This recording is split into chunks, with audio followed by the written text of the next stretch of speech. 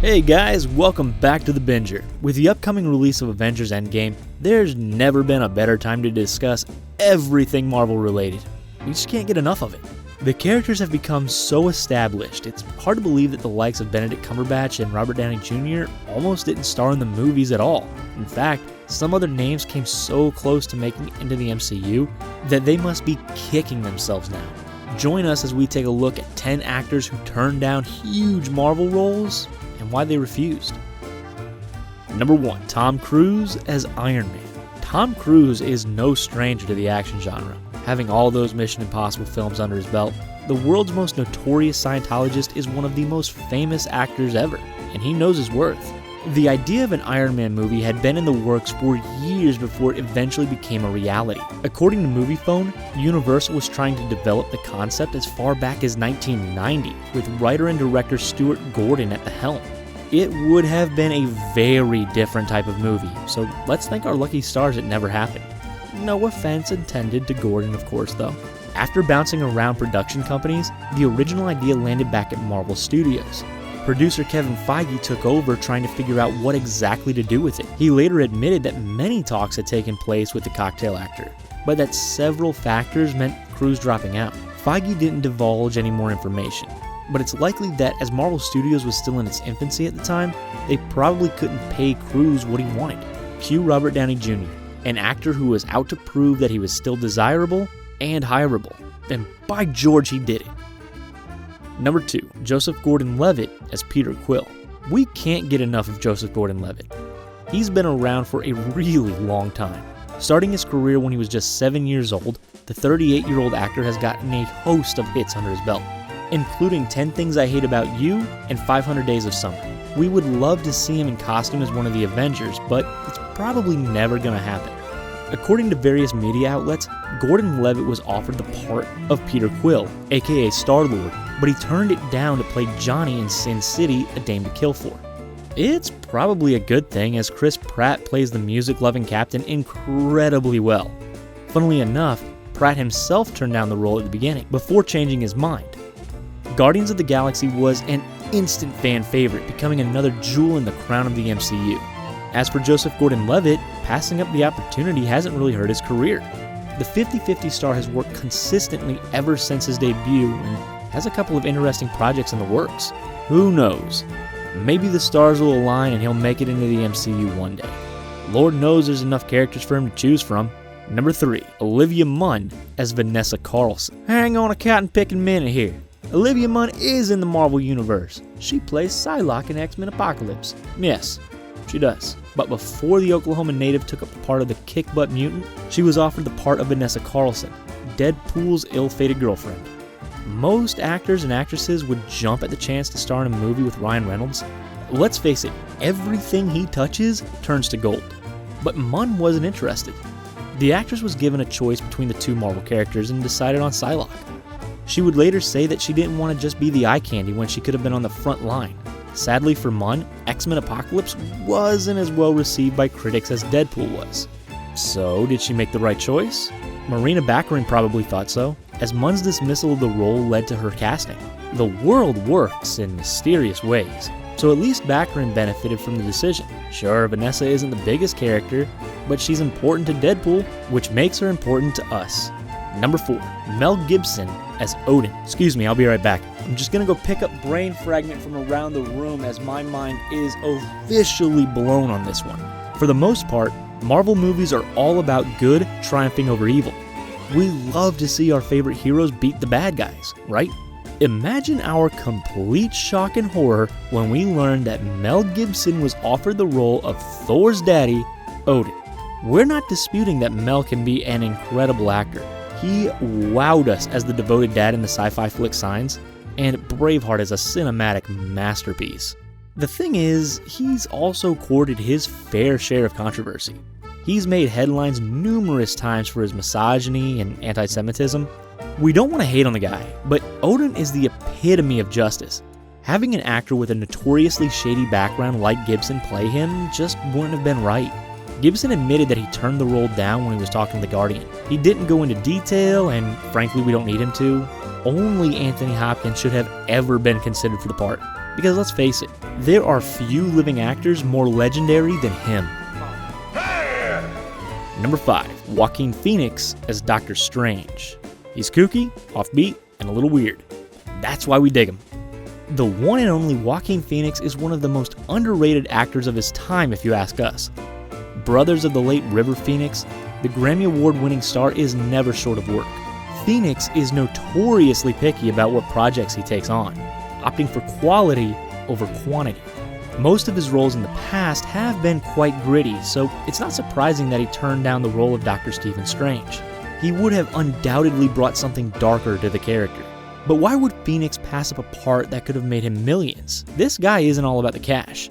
Rumor has it that the 44-year-old didn't feel that he had it in him to jump through all the hoops a CGI blockbuster needed. Jared Leto was also considered for the role, which eventually went to Benedict Cumberbatch. Leto and Phoenix have more in common than that, though. Joaquin has been cast as Batman's classic foe in the upcoming DC movie, Joker, a part played by Leto in 2016's Suicide Squad. So at least the Buffalo Soldier star will get a shot at comic book glory. Even if it is as a villain, it could be more fitting anyway. Number 6. Jessica Chastain as Maya Hansen. Jessica Chastain has come a long way since she graduated from Juilliard.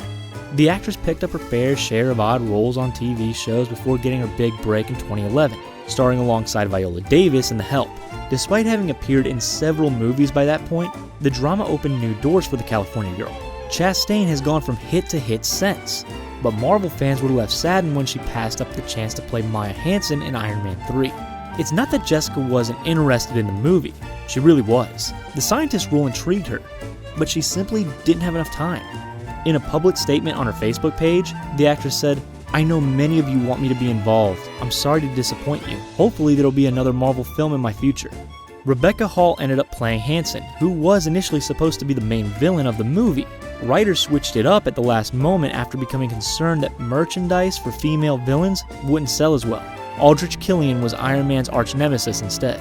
Number 7. Emily Blunt as Black Widow. The Marvel Cinematic Universe has a character for everyone, but we particularly love the females. Played by inspiring actresses, the characters are empowering a whole new generation of girls. That's awesome. Natasha Romanoff was an unlikely hero. Rescued by Hawkeye from the dark and dangerous path, she soon became a key player in the Avengers. We're super excited to see her in the upcoming movie as she battles to save her fallen comrades alongside the Captain. Scarlett Johansson has made the character her own, and we wouldn't have it any other way. However, there was a time when things could have been very different. Emily Blunt was a frontrunner for the part, but she had to pass because she had a prior commitment. At the time, she was filming Gulliver's Travels. Yeah, we know which one you would have picked, but those pesky contracts can't be broken. I am kidnapped. Blunt was given another shot at the big time when execs asked her to play Peggy Carter in the first Captain America movie. But this lady's a hot commodity. She was busy again. It looks like the powers that be are eager to get the actress on board in any capacity, so all hope is not lost. On the plus side, if Blunt had landed the part of Romanoff, would she have been free to star in her hubby's movie A Quiet Place? It's a decent trade-off. Number 8. Dougray Scott as Wolverine. It's hard to believe, but when filmmakers were putting together X-Men for the first time, no one really knew if it was going to be a hit or not. Marvel movies had been tried and tested before, but they were huge flops. Case in point, 1990's Captain America starring Matt Salinger as Steve Rogers. It was a risky move to make, but the comics were so loved and thankfully it was a massive success that spawned a new age for the MCU. The cast was a huge part of that. We can't say that Hugh Jackman wasn't doing well before he got the part of Wolverine, but the character did catapult him to a whole new level of fame. Now he's so synonymous with the manufactured mutant that it's almost impossible to imagine anyone else playing the part. It was very nearly the case though. Dougray Scott was initially offered the role. Scott is best known for his roles in 1998's Ever After and Mission Impossible 2. The Scottish actor was cast as Wolverine, but had to give up the part after filming on the latter movie overran. What a different life the 53-year-old could have had. Number 9. Alexander Skarsgård as Thor. Fans of True Blood might remember Skarsgård as the uber-biteable vampire Eric. Skarsgård is part of an acting dynasty, as his brother Bill is quickly moving up the ranks. Asgard could have looked very different with the Swedish actor swinging the hammer. The 42-year-old knows how to get in shape, as proven by his starring role in The Legend of Tarzan. Casting directors liked him as the God of Thunder, going so far as to have him try on the costume. Something didn't click though, and Skarsgård lost out to Chris Hemsworth. He didn't exactly turn down the role, but he's an impressive actor that's worth mentioning. Alexander does have a godly element about him, so the part could have worked well. We know from watching True Blood that he's able to be both humorous and terrifying, just like Thor. The part ended up in the right hands though. Hemsworth brings a uniqueness to Thor that just seems right. Is it the muscles? The dedication to the workout routine? Or just pure talent? Number 10, Timothy Olyphant as Iron Man. Here's another Iron Man contender in the form of Deadwood's Timothy Olyphant. For the majority of his early career, Olyphant played the part of the creepy villain. As the decades passed, his career remained steady but never went intergalactic, although it very nearly could have.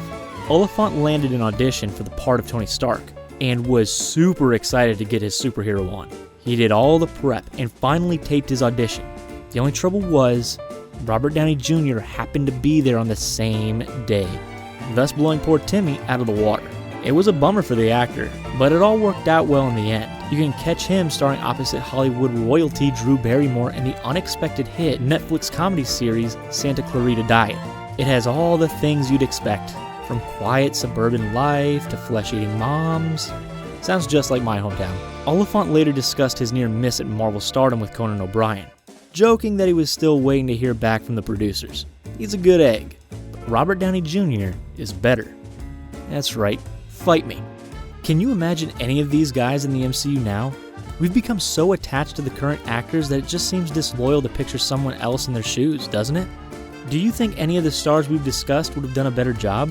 Let us know in the comments down below.